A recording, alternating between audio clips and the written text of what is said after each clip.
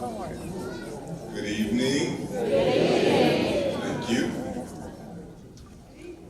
Good evening. And welcome to the 2018 Hidden Figures Awards ceremony.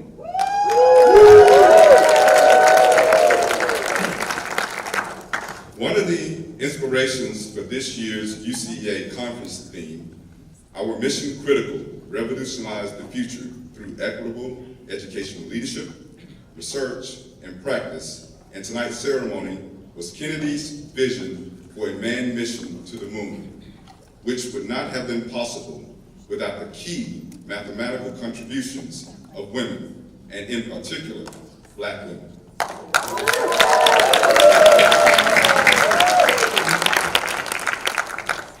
Those extraordinary women disrupted the status quo, broke through oppressive barriers, and changed the course of history in aviation, space exploration, and science. Tonight is our opportunity to shine a light on the contributions of our own extraordinary hidden figures in educational leadership. In May, the 2018 UCEA Planning Committee put out a call to the UCEA community at large for Hidden Figures nominees, behind-the-scenes giants in the field whose work we cannot ignore. To be nominated and receive this award means that the honorees are our foundational scholars and trailblazers who have broken barriers, disrupted the status quo, and opened doors in educational leadership and policy. Each honoree is a member of our Council of Elders who provides wisdom, guiding strength, and love. They serve with joy, enthusiasm, and excellence, expecting nothing in return. Their influence on today's rising scholars is evident, and their research embraces key aspects of UCEA's mission to promote rigorous research, improve professional development of educational leaders, and influence educational policy. Tonight, we are honored to recognize 5 scholars as exemplars of work that presses against and challenges prevailing notions of the roles of leadership, research, and scholarship. As they accept their award, they will share gems in the form of a toast of what it means to revolutionize the future through equitable educational leadership, research, and practice. Each of you should have your glass to be able to participate in the toast. Does everyone have a glass? Very good. Now note, there are 6 toasts. So pace yourself accordingly. Got it? Okay. Cheers. All right. So, I would also like to call your attention to the projector with words shared by you about tonight's Hidden Figure honorees. And in a moment, I'm going to invite them up, and they're going to share their remarks. And then they're going to lead you in a toast. But when I call their name, I would like for you to really provide a round of thunderous applause in honor of the honoree that I will call in turn. Okay? Got it? Got it. Excellent. All right. So our first honoree tonight is Lisa A.W. Kinsler. She is the Emily R. and Gerald S. Leishuk Endowed Professor in the College of Education at Auburn University. Please join me in welcoming her.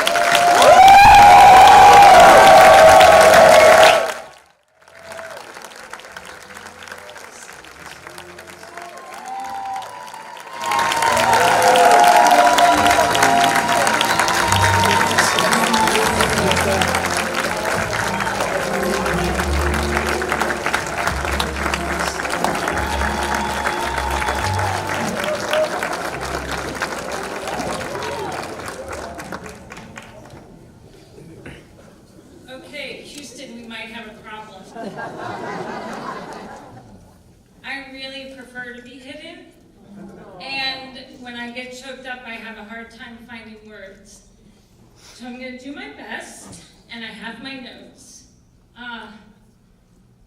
First of all, I burst into tears when I received the notification. I didn't even know that I had been nominated. And I think to the executive team and the conference planning team, to establish an award that doesn't require anything of the nominee is really stunning. So I don't know really how to put into words how stunned I was and how grateful I am to all of you who conceptualized this and then followed through on it.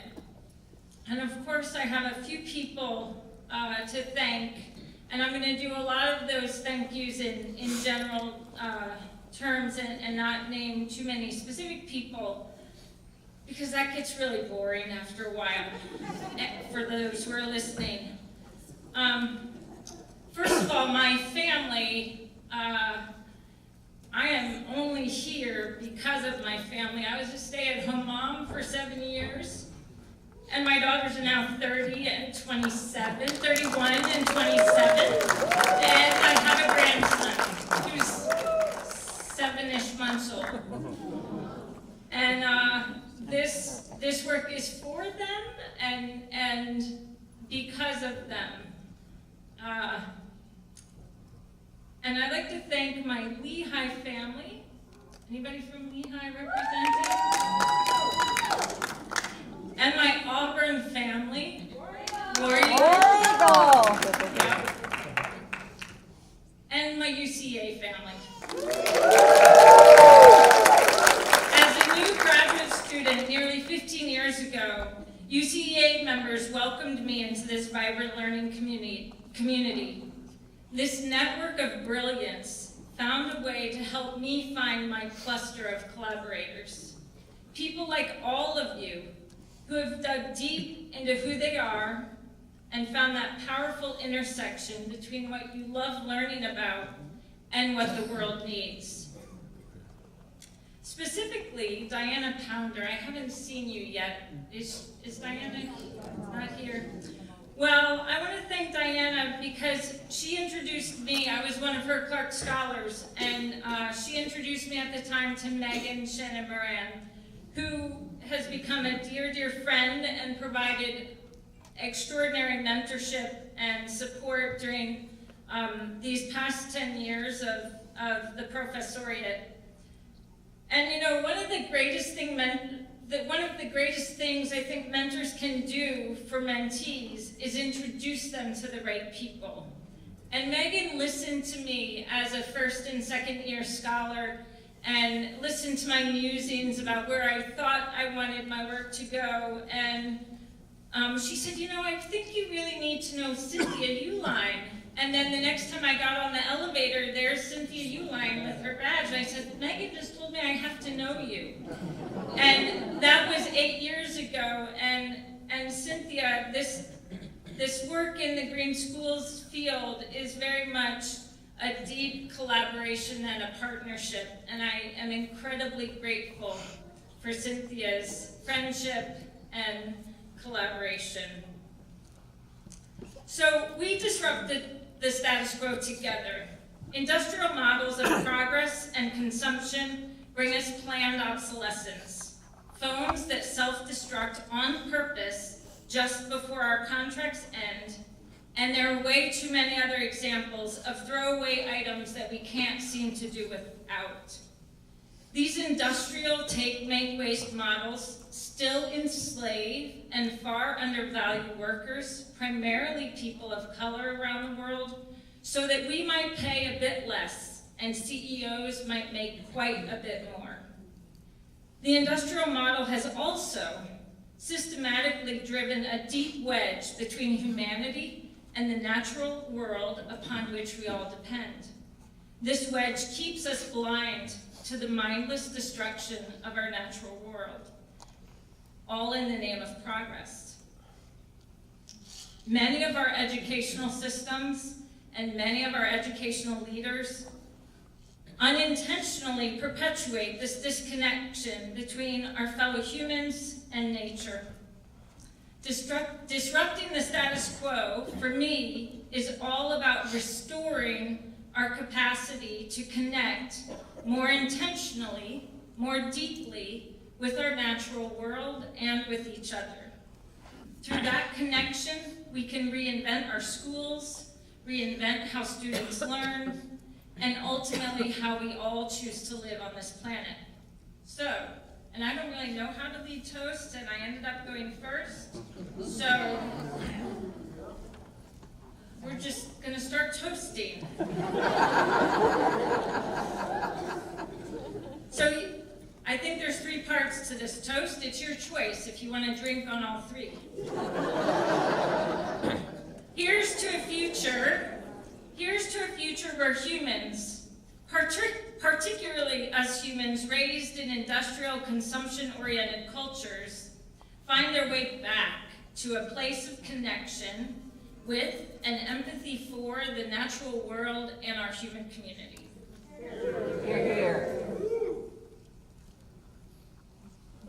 Here's to those educators who are getting students outside more than ever, who are bringing nature inside in innovative ways, and who care about more than test scores.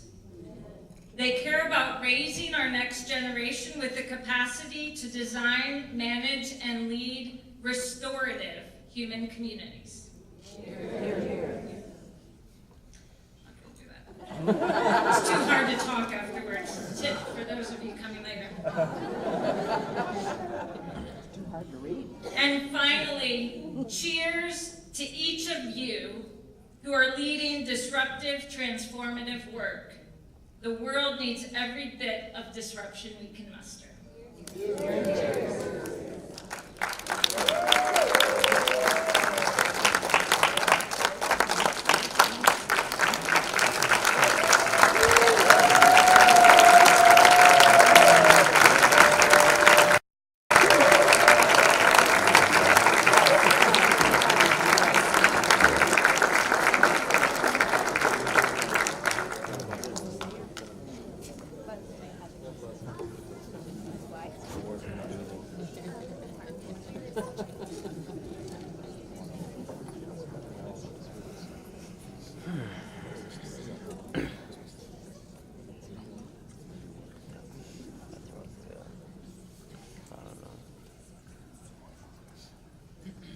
We'll keep moving on to the next honoree.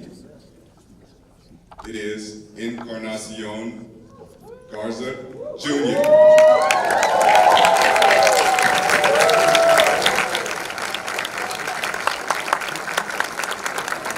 He is a professor at the College of Education and Human Development at the University of Texas at San Antonio. Please join me in welcoming Encarnacion.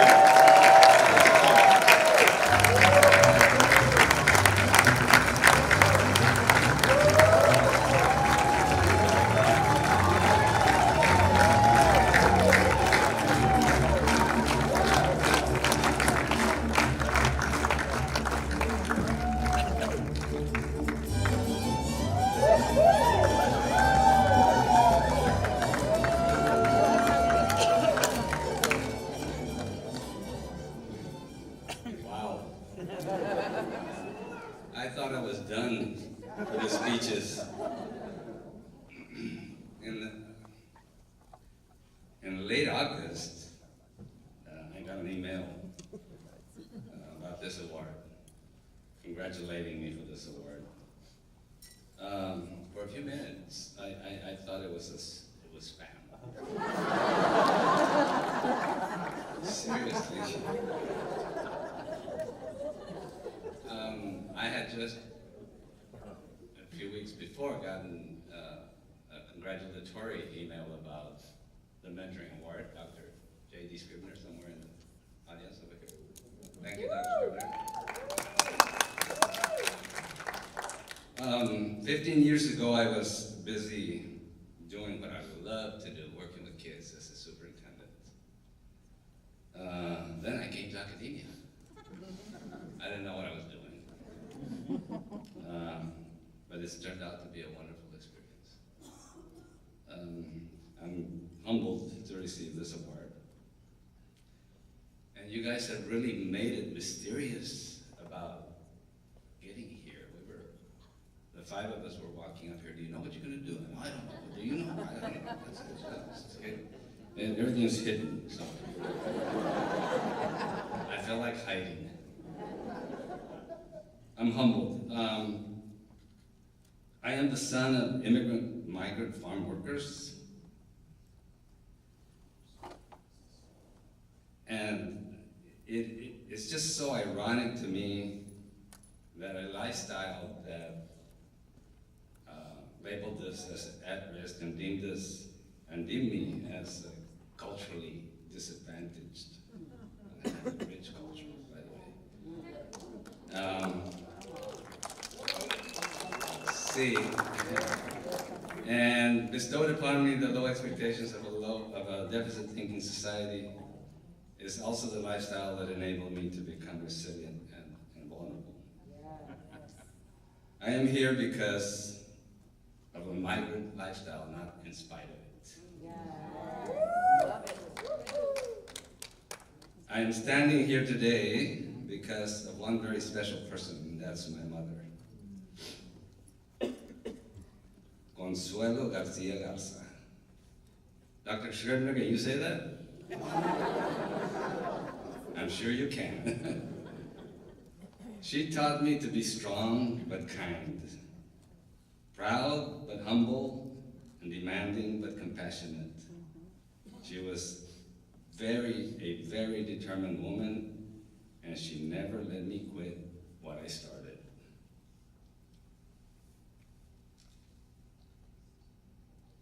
I cannot give credit to this objective schooling system, but I can give credit to one teacher, Mr. Gabert. Mr. Gabert was my third grade teacher. Back in 1959, I believe, I was a third grader.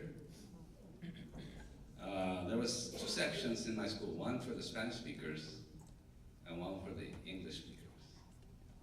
I was in the Spanish speaking section. We were not as smart as the English speakers. When, after 2 weeks, my third grade teacher, who was not Mr. Gabert yet, said, "Chonito, you speak too much English. You're very smart. You don't belong in this class.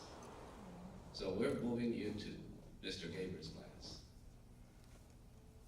She, whether she knows it or not, and I told her later, that was a turning point in my life because she moved me with Mr. Gabert. Mr. Gabert was a recent graduate of the University of Texas at Austin. And I give him credit for making me believe that I was smart.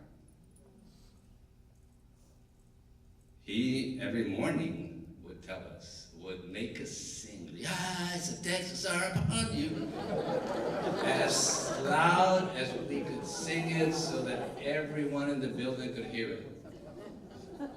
And he convinced all 35 of us that we were going to the University of Texas. Unfortunately, many of my peers did not even make it through high school. I didn't get my bachelor's from UT Austin. I didn't get my master's from UT Austin, but I got my PhD from UT Austin.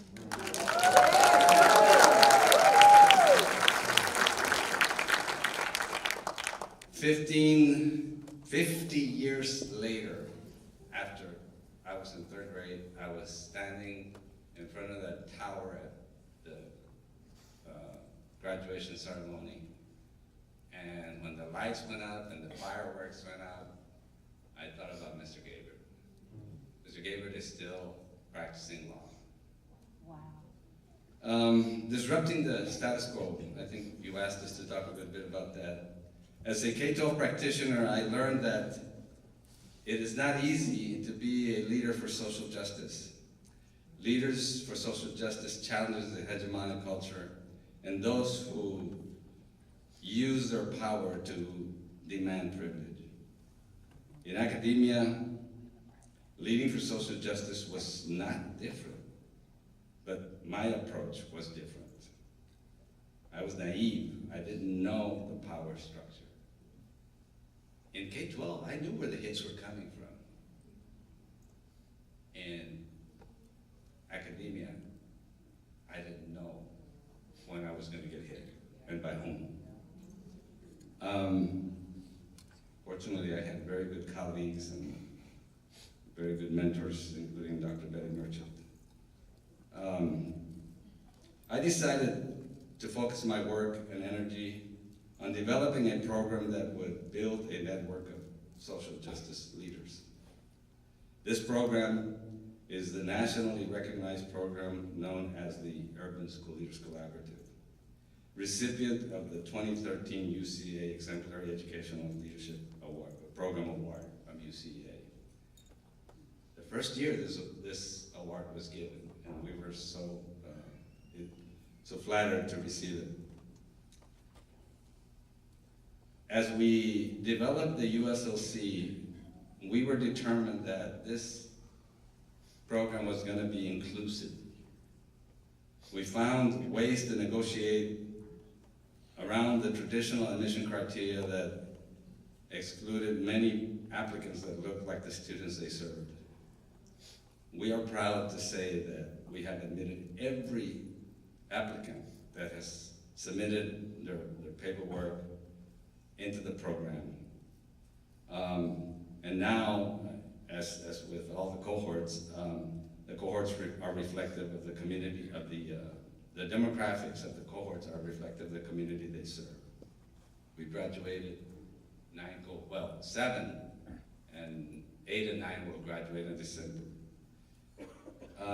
So we have admitted 178 students and graduated 171. So that kind of debunks the traditional admission criteria. Another program that is important to me in the Winter Garden is the Winter Garden Doctoral Program. This is an off-campus program I coordinate that provides access to a doctoral degree in a region that has been not underserved, but unserved. This was a social justice mission for us. In that program, we've just recruited cohort 4.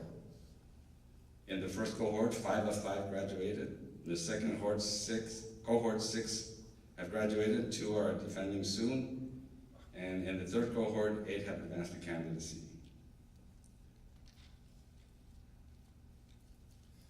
It gives me great hope that the network of social justice leaders continues to grow and continues to disrupt the status quo. Now to the cheers. Viva la raza!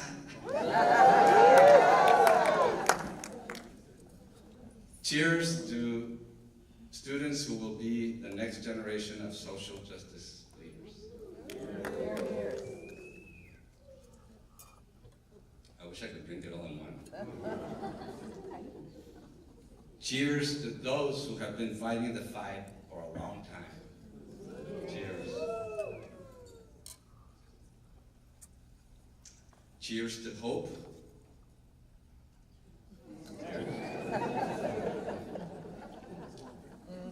La esperanza es lo último que muere. Thank you.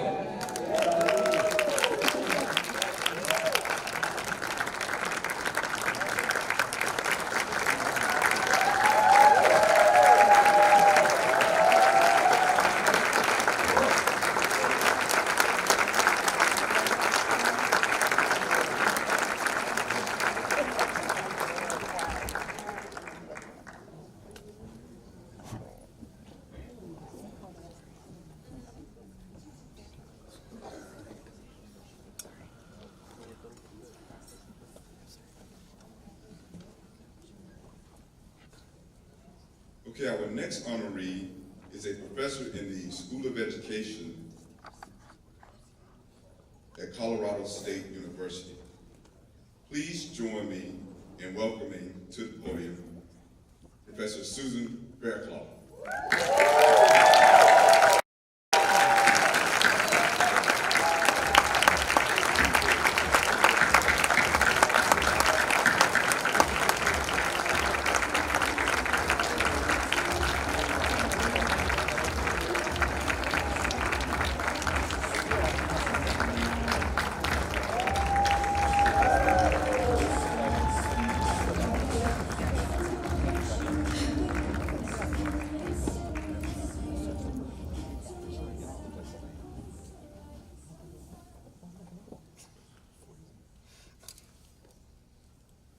Good evening.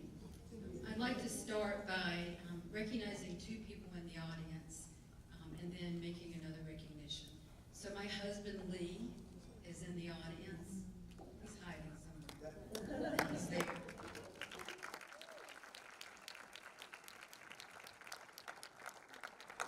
And my daughter Journey, who's 8, is in the back.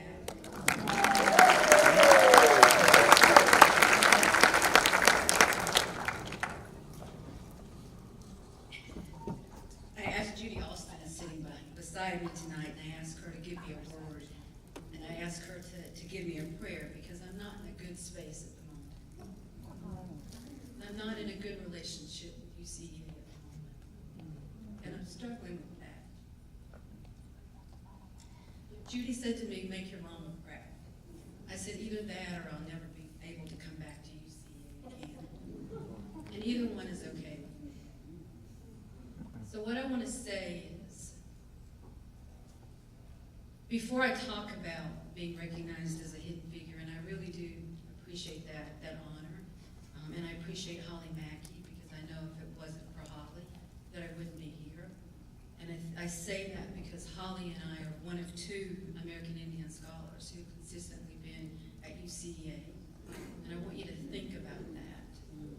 How lonely and how isolating that is for our scholarship, and how lonely and how isolating that is for us as individuals.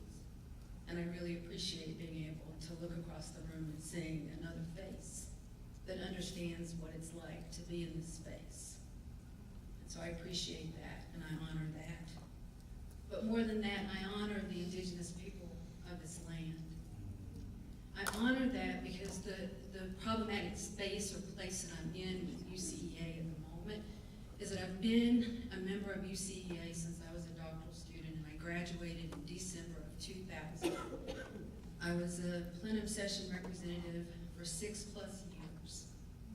I showed up, I talked about indigenous issues, and 18 years later, the best that we can do to acknowledge indigenous peoples is to acknowledge them, or us, at an awards banquet where we aren't even present. And that's not right, that's not just, that's not inclusive, that's not ethical, that's not moral, it's wrong. And so I draw on the words of Audre Lorde because she says it much better than I do. She asked the question, what are the words you do not yet have? What do you need to say? What are the tyrannies you swallow day by day and attempt to make your own until you will sicken and die of them, still in silence? Perhaps for some of you here today, I'm the face of one of your fears, because I'm a woman, because I'm a mother, because I'm an American Indian, because I'm a damn good scholar, and because I care deeply about the communities with which and in which I live and work. I care about that more than how many times you cite my publications. I care about the service and the opportunity to engage and listen and work with and for communities. And I made that choice as an untenured faculty member at Penn State, where I said, I can live with not being promoted and tenured if it means that I am able to live the academic life that matters to me and my people, and that's a life in which I engage in scholarship that has the potential to be able to impact those very people about whom I write. But I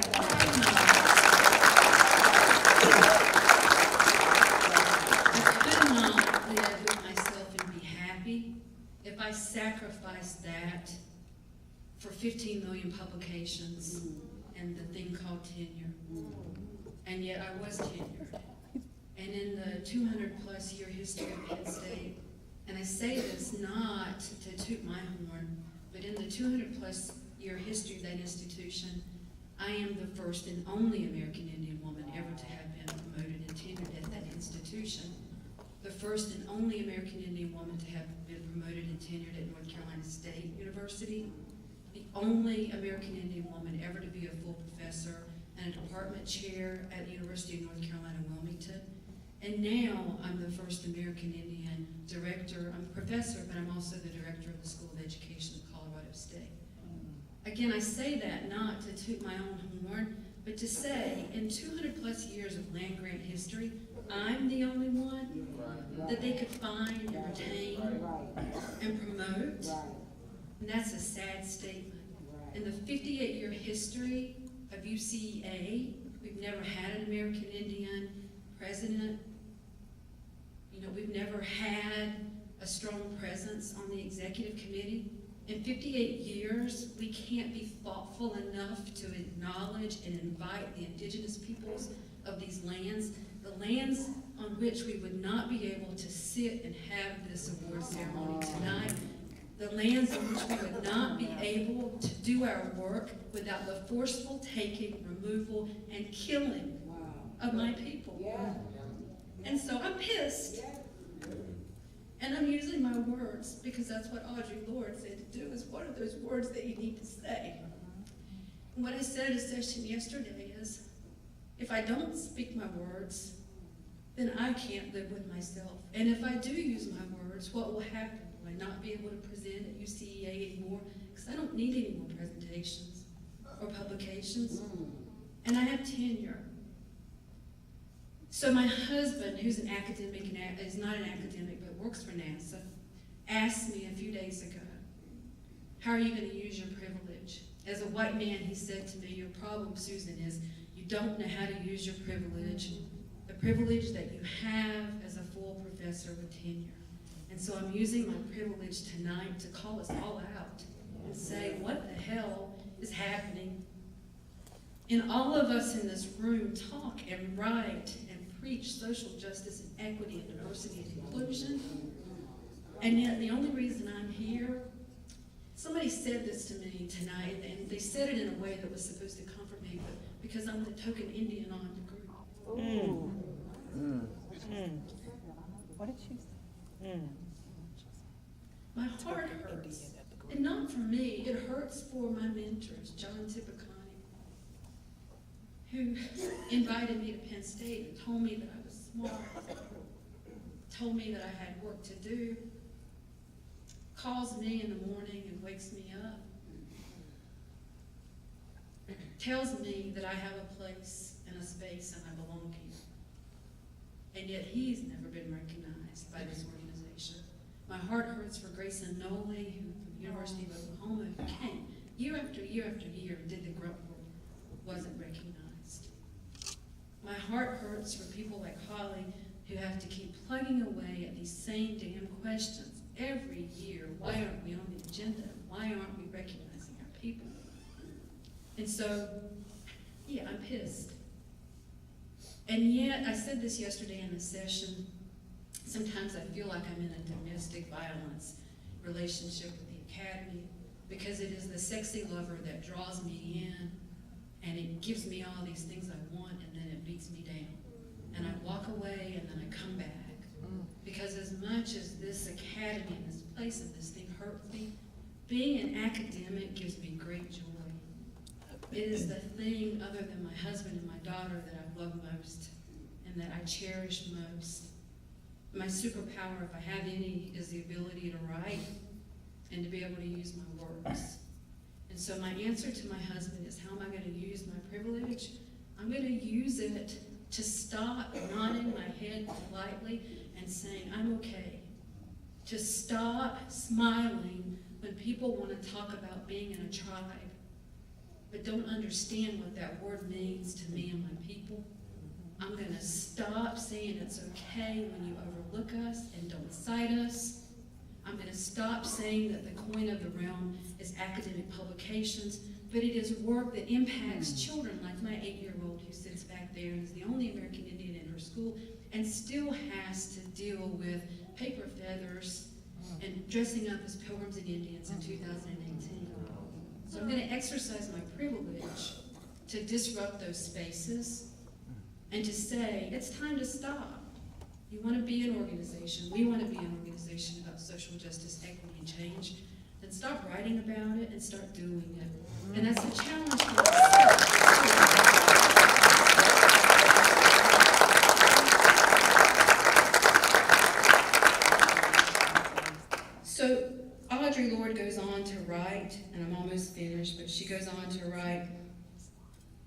Each of us is here now because in one way or another, we share a commitment to language and to the power of language and to the reclaiming of that language which has been made to work against us. In the transformation of silence into language and action, it is vitally necessary for each one of us to establish or examine her function in that transformation and to recognize her role as vital within that transformation. And so one of my challenges to us, and I challenge myself too, is how are we going to use our language to enact this transformation? Because it's time for a transformation, a real one, and not just one that we talk about. And she goes on to write, and it is never without fear, because let me make it clear, this is fearful to be here and speak my truth. But I cannot go back to Colorado without speaking my truth. And yet I do love this organization. If I didn't, I wouldn't keep coming back. It's the place, it is the lover that has drawn me in for 18 years and has given me a space to be able to talk and work. And it has opened up doors, Penn State opened up doors, and so I don't want anybody to leave thinking that I don't love this organization, or don't love the academy. But it is an organization and an academy that is ready for reformation and a transformation. And that is my challenge.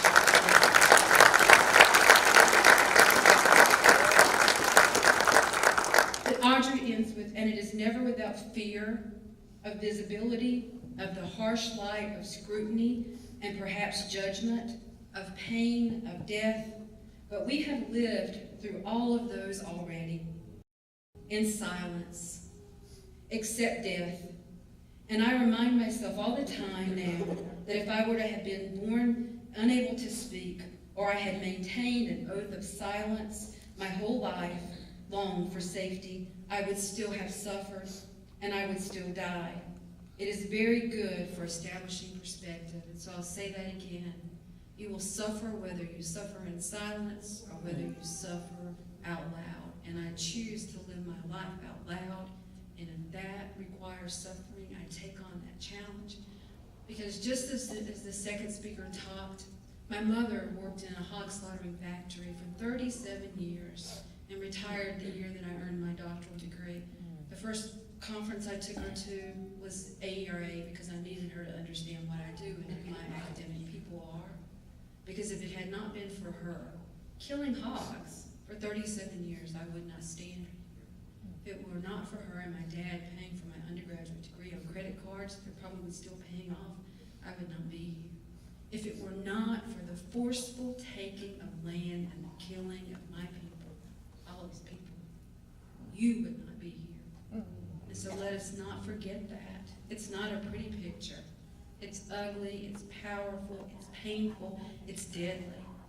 But I do believe that we as academics have an opportunity to be able to engage in scholarship that lives and exists beyond the printed page and has the ability to enact real and lasting change. So I'm not going to toast because I'm not a drinker, and my people have the highest rate of alcoholism in the U.S., and so it seems counterintuitive that I don't do that. But you all may drink to this challenge. I'll end on two notes that I wanted to end on, and I know I'm running over time, but I wanted to just draw on the words from a book called A Bridge They Call My Back. And in that book it says, and yet to act is not enough, because what I'm challenging us all to do is to act. But I'm challenging us not to act without thinking, and not to act without doing it in relationship with those people in which we're doing the acting. But the author goes on to say, and yet to act is not enough. Many of us are learning to sit perfectly still, to sense the presence of the soul and commune with her. We are beginning to realize that we are not wholly at the mercy of circumstance, nor are our lives completely out of our hands. That if we posture as victims, and let me make it clear, I do not victimize myself. I have great joy in my scholarship. I have great joy in being a damn good scholar. I have great joy in loving my child and loving my husband. And when my husband uses big words, there's nothing sexier than that. right? You have great joy in that, right? So I don't want to be played as the victim. My people are a strong and resilient people who, in spite of forced assimilation, acculturation, and genocide, we persist. So we are not victims. I am not a victim. I'm pissed. It's very different between being pissed and being a victim. But she goes on to write, nor are our lives completely out of our hands. That if we posture as victims, we will be victims. That hopelessness is moving past the resistance within, we are slowly moving past the resistance within, leaving behind the defeated images. We have come to realize that we are not alone in our struggles, nor separate nor autonomous, but that we, white, black, straight, queer, female, male, American Indian, Alaska Native, Asian, Hispanic, Latino, trans, we are all connected and interdependent. We are each accountable for what is happening down the street, south of the border, or across the sea. And those of us who have more of anything, whether it be brains, physical strength, political power, spiritual energies, are learning to share them with those that don't have. We are learning to depend more and more on our own sources for survival, learning not to let the weight of this burden, the bridge, break our backs. Haven't we always borne jugs of water, children, poverty? Why not learn to bear baskets of hope, love, and self-nourishment? So that's a challenge that I leave you all, is to love more, to be more hopeful, to be more peaceful, to do better work. And then I end with these 5 essential questions that Jim Ryan, who was at Harvard, I think he's now at Virginia, asked. And these questions really touched my heart and they touched my head. And so I will raise my hand as I challenge each of us to ask these questions in our scholarship and in our work and in our lives. Number 1, wait, what? And he says when we ask that question, it allows for a critical understanding of what it is that we're doing and its impact. The second challenge or question that he poses is, I wonder why or if. I wonder what. I would add a what in there, even though he says why or if. I wonder what this room would look like if we truly embraced Indigenous people and scholars and work. Number 3, and he says when we ask that question, I wonder why or if, it really gets at the core of curiosity and isn't all that we do about curiosity. Number 3, couldn't we at least find out who the Indigenous peoples of this land are and invite them in to open our conference and close it? Number 4, how can I help? You know, one of the members of the planning committee met me after a session yesterday, and she almost brought me to tears because she had seen me tweeting about this absence or erasure of American Indians here, and she said, what can we do to make it right? In my 18 years, nobody in this organization has ever asked me, what can you do to make it right? You need to ask that question, and you need to be willing to hear what the answers are. It's not about just acknowledging us in an awards banquet where we don't even attend. So I'll leave that one there. And his 5th question is, and the challenge that I give you is to ask what truly matters, and that gets at the heart of life. For me, what matters is that this organization changes. What matters is that my daughter does not have to continue to be educated in a school that relegates the teaching of American Indians to the month of November and glosses over the fact that after Pilgrims and Indians sat down and ate turkey, Indians died. That is not the pretty picture that we give of Black Friday and going to Macy's and watching football. It's an ugly, horrific story, and it needs to be told. And the last thing that Jim Ryan says, if we're really lucky, we get to ask the bonus question. And the bonus question is, at the end of my life, or the end of my career, did you get what you wanted out of life? Even so, I'll ask that again. And at the end of my life or career, did I get what I wanted out of life? Even so. He says that even so captures perfectly the recognition of the pain and disappointment that inevitably make up a full life, but also the hope that life, even so, offers a possibility of joy and contentment. And so for me, I end this evening with this equal sense of pain and disappointment in this organization and in the academy, pain and disappointment in myself for sitting silent for 18 years. But I also end this evening with a strong sense of possibility, a strong and enduring sense of joy and contentment. I love my work. I'm in an institution that's beautiful and that honors me and pays me for it and asks me what they can do to keep me there and allows me and encourages me to do the work that gives me great joy and great passion. I can't think of anything else that I'd rather have in life than the ability to do the work that brings me great joy, to be in a place that I love, and to be able to do it with the two people that I love than anything in this world. Thank you.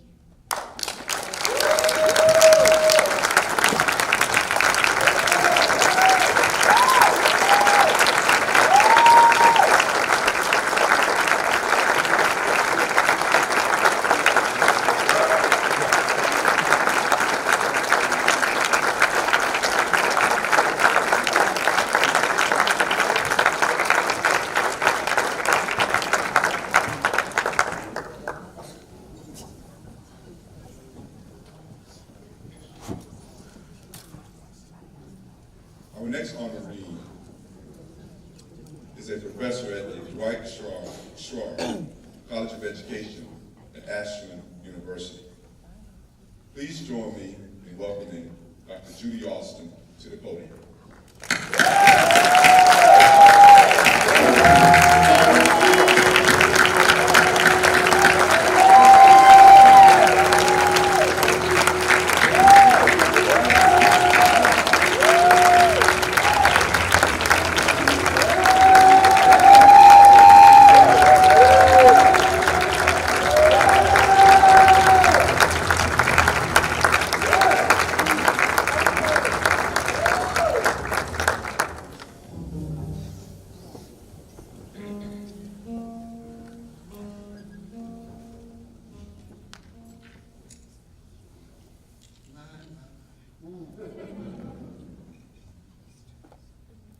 I don't know how I go after my Penn State sister. You preached a mighty word.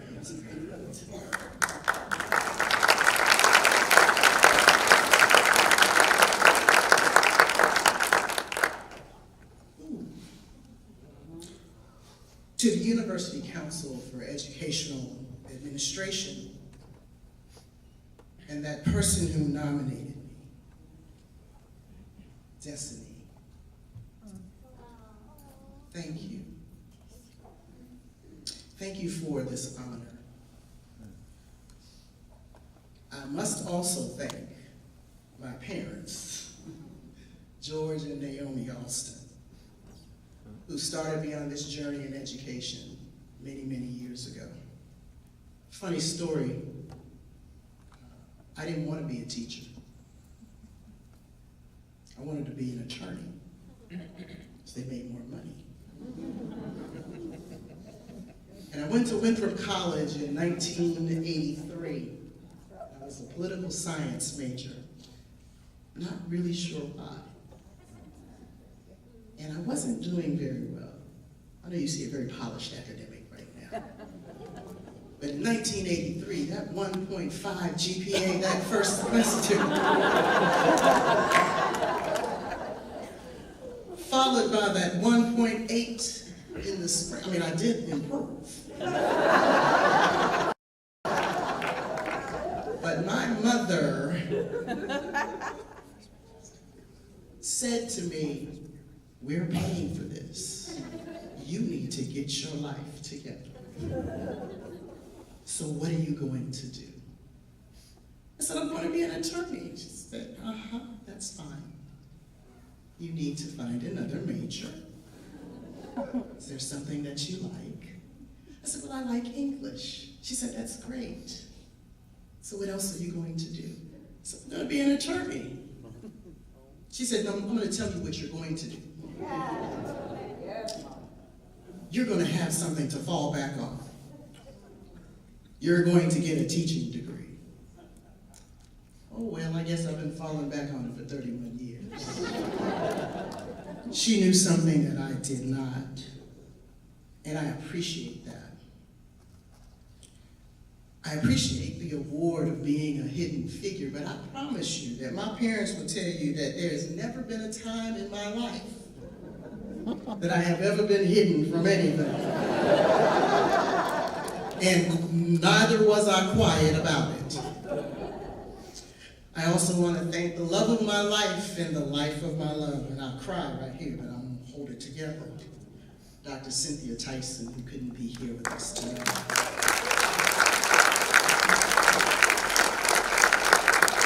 She gives me the space to be me. That can be a bit much sometimes. But she also supports what I do, the good, the bad, and the ugly. To the students that I've taught over the past 31 years, from the high school students to my graduate students, thank you for making me better. Thank you for making me what you see here today. Thank you to all of you who've read the work, cited my work, used my work to create something new and better for our field. I didn't make it here on my own by any stretch of the imagination. I stand on the shoulders of giants, and for that, I'm truly grateful. To be back in this place that I call my adopted home, Houston, Texas, where I started my career in academia 22 years ago at the University of Houston, is really a full circle moment for me. And I'm humbled and I'm grateful. Now you heard my song coming down, that is John Coltrane's A Love Supreme. And I've written about that and what that means for me in this notion of leadership. John Coltrane once said, and I quote, "My music is the spiritual expression of what I am, my faith, my knowledge, my being." And I've taken that quote and made it my own. And I say, for me, my preaching, my teaching, research and service in the field of educational leadership is the spiritual expression of who and what I am, my faith, my knowledge, and my being. Thus, the work that I do is really a love supreme. It is my calling to disrupt, and my calling and my duty, might I add, to disrupt the field of educational leadership. It is my calling and my duty to challenge the field of educational leadership. And it is my calling and my duty to embrace and love this field of educational leadership enough to make her better than when I found her. It's not been an easy road. From being the only black woman and one of two black folks in the room in the plenum meeting in 1993, right here in the city of Houston, over at the DoubleTree at Post Oak next to the Galleria Mall. And I had to get that in. And being in that place as the graduate student working for UCEA, which was housed at Penn State at the time, but being seen as the help and not as a PhD student. Seen as the help by some folks who, a few years later, had to call me professor too.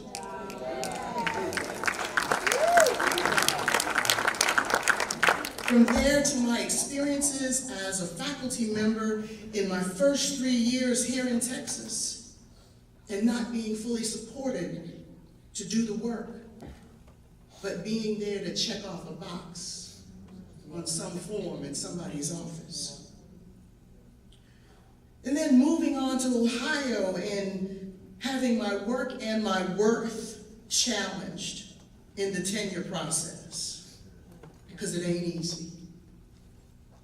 Yet I knew ultimately what God had made manifest for my life. And I continued to walk forward. I kept moving forward. And in 2010 became the first Black woman to be promoted to full professor at Ashland University in the history of that institution. An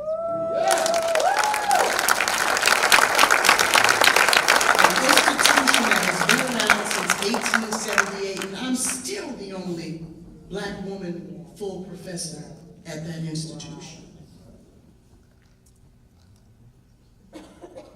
Thus I stand before you today, from being the tempered radical who rocked the boat from the inside in academia, to embracing the newness that I feel and the newness of my identity that I'm writing about, and now that I am a refined revolutionary. Because I recognize my worth and I recognize my destiny outside of this boat. So, to cheer,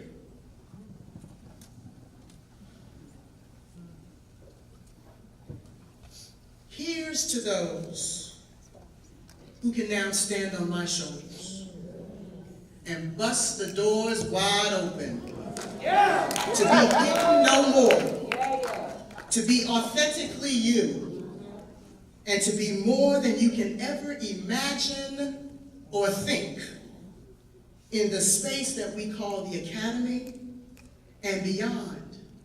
Because there really is more beyond. Cheers.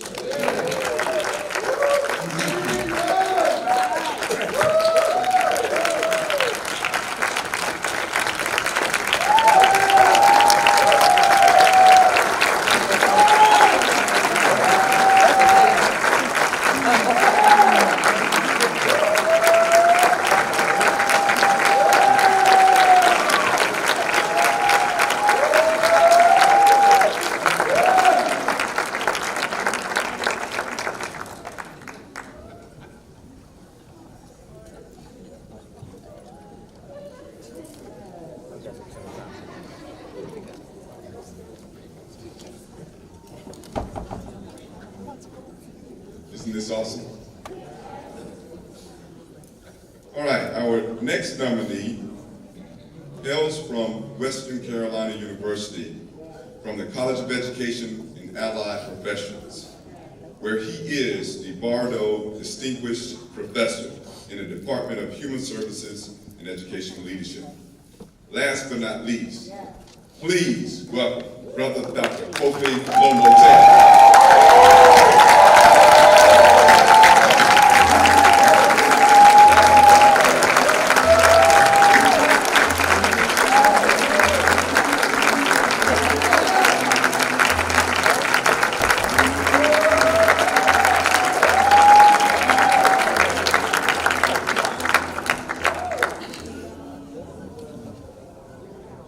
Good evening.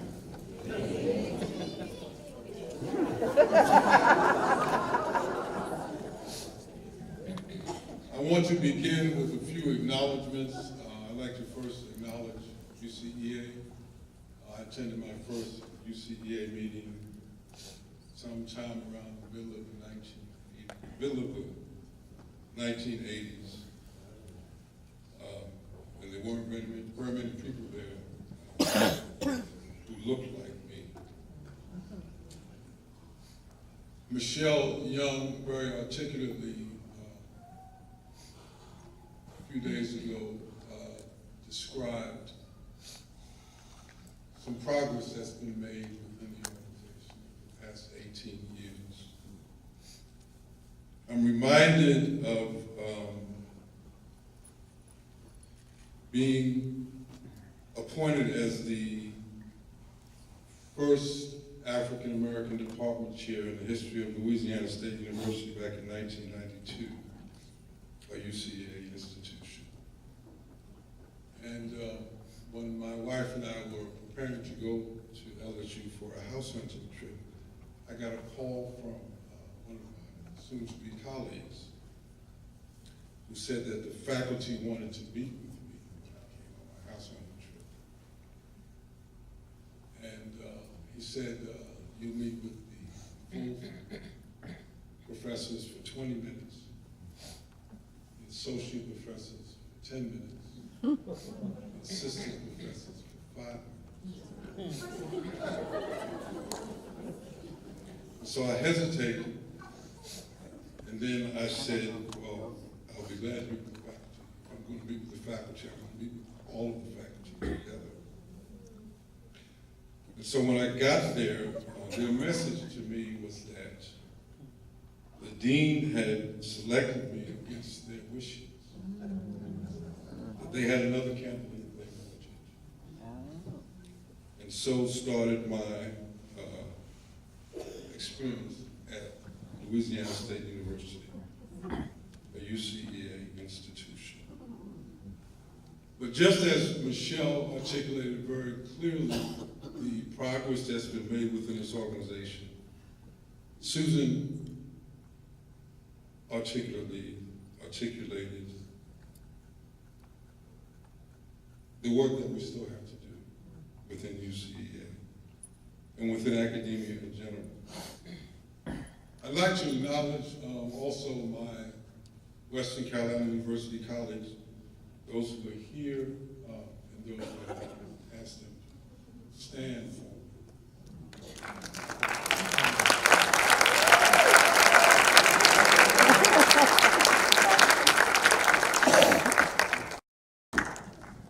Finally, I'd like to acknowledge my wife, Nahuja, who has been my friend, my soulmate, the mother of my 3 children, the grandmother of our 5 grandchildren. She's been my support for 41 years.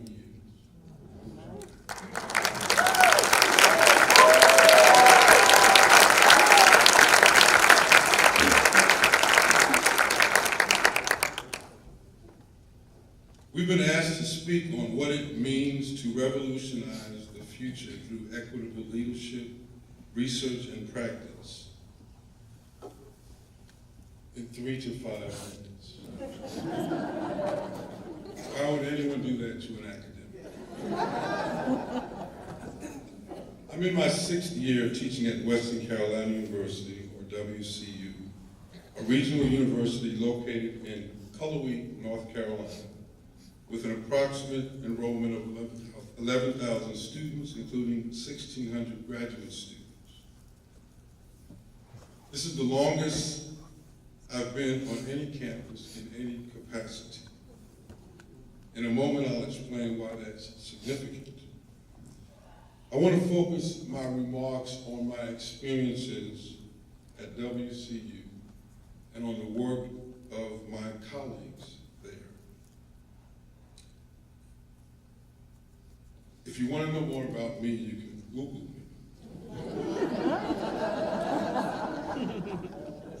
At the master's level, we offer a master's in school administration and a postmaster's certificate in public school leadership.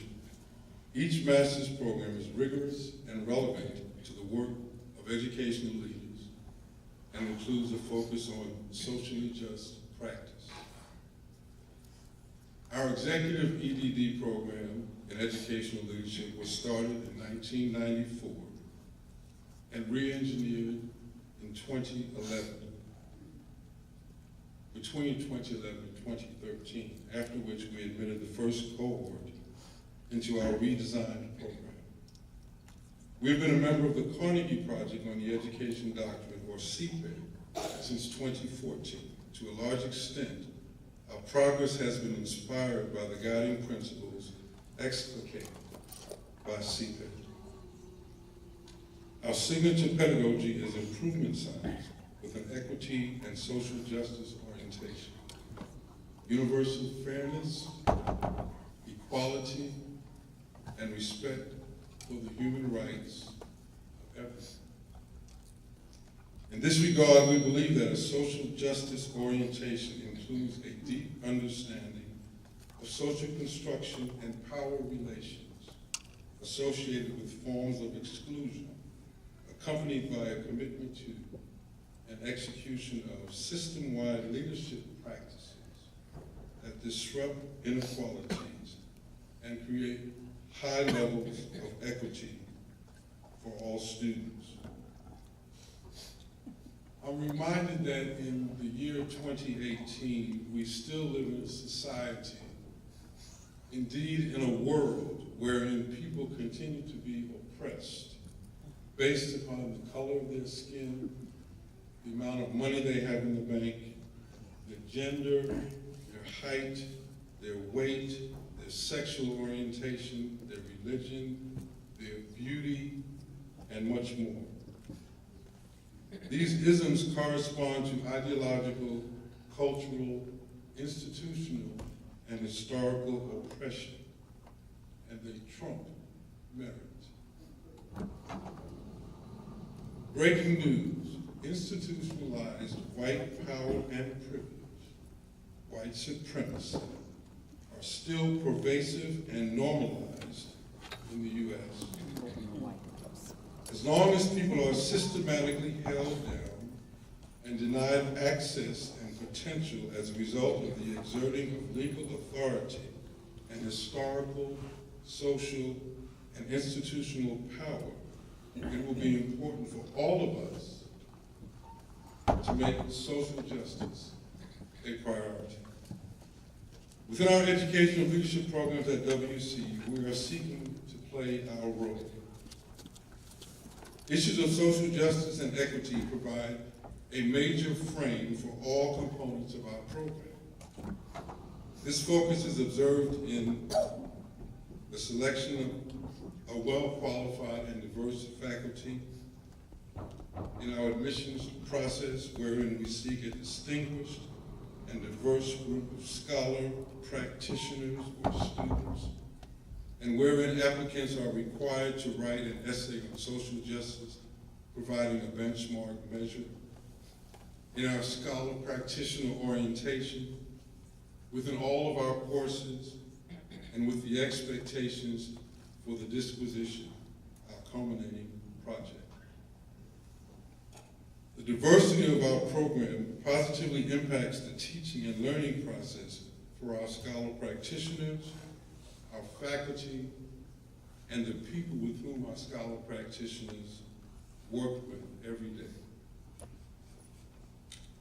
With regard to faculty, our primary focus has been on attracting the most qualified individuals. Simultaneously, we have placed a significant focus on ensuring that our faculty is diverse in several ways. This emphasis is consistent with our focus on equity and social justice.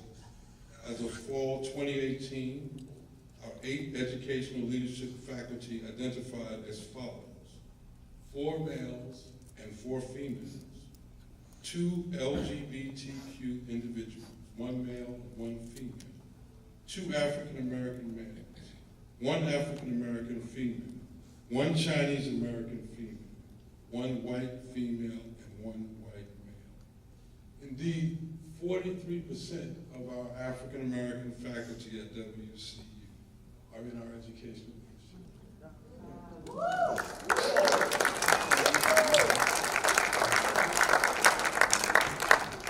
We have also made intentional efforts towards scholar practitioner diversity. While WCU is uniquely geographically challenged, negatively impacting our ability to recruit a diverse scholar practitioner population, our scholar practitioner diversity has increased from 16% in 2013, our first cohort, to 36% in 2018, our 6th cohort. This increasing diversity of our scholar practitioner population is the result of active recruitment beyond the western region of North Carolina to points east, including Charlotte, Raleigh-Durham, and Chapel Hill. Indeed, Whatever success we have achieved with regard to diversity required a collective effort and intentionality. We are diverse because we value diversity and we put our values into practice. We don't make excuses. Our current faculty, all who arrive with or following me, is committed to preparing leaders who are oriented towards scholarship, collaboration, continuous improvement, and social justice in order for them to be ready to lead educational organizations in meeting 21st century needs of students, their communities, and society. While we have made significant progress, we understand that we have a ways to go. Each of us has a responsibility to recognize inequalities and to work to change them. We can either support inequities in society or participate in dismantling them. At WCU in 2018, we are convinced that a high-quality, rigorous program with a social justice orientation is critical for equitable leadership, research, and practice. That's why I'm still at WCU.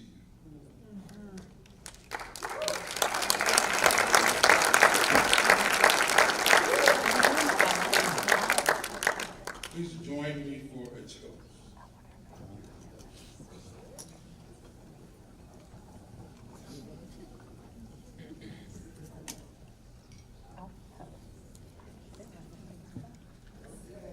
We are the ones.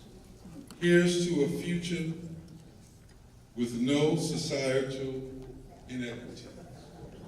Here, here. We gotta get rid of our president. Again, thank you to UCEA for this spectacular honor.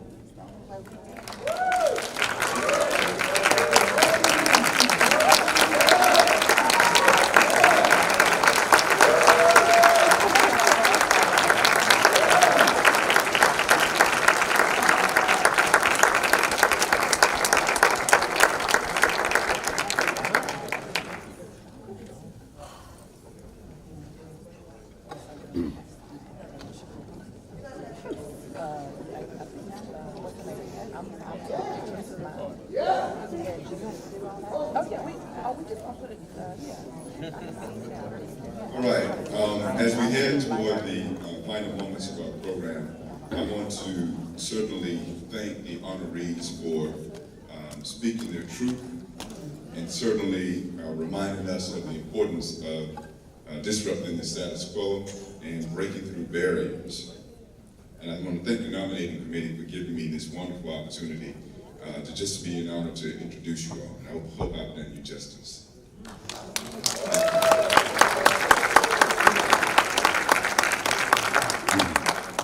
Now I'd like to welcome Tara Vincent Chambers, UCEA President, who will lead us in our final toast of the evening, honoring our celebrants and sharing her personal charge of what it means to revolutionize the future. Tara's toast will conclude tonight's ceremony. Please join me in welcoming President Tara Vincent Chambers.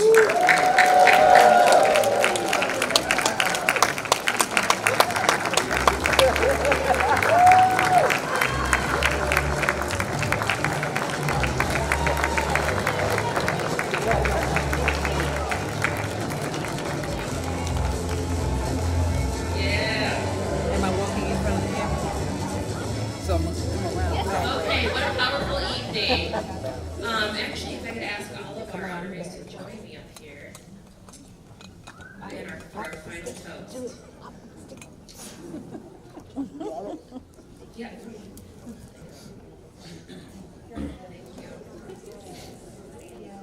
Yeah, go ahead and stand up. That's, yes.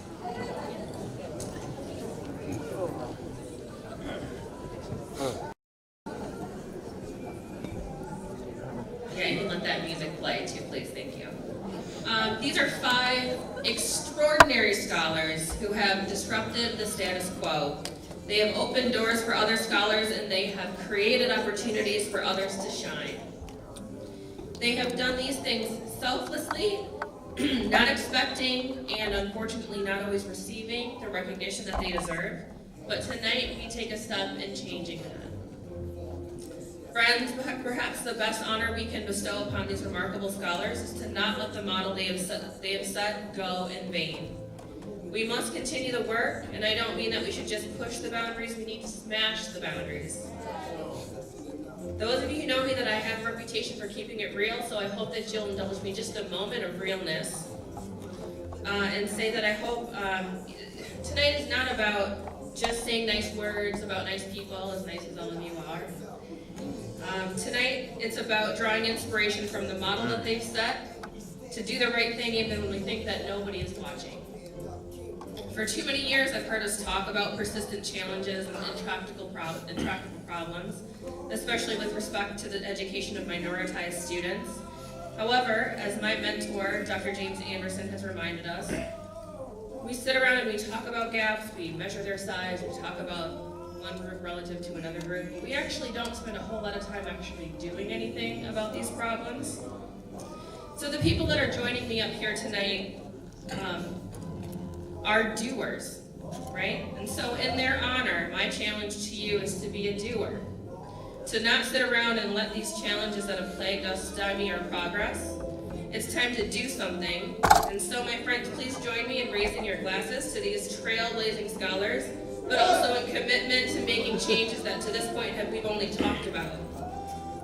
We are committed to doing the work, to doers.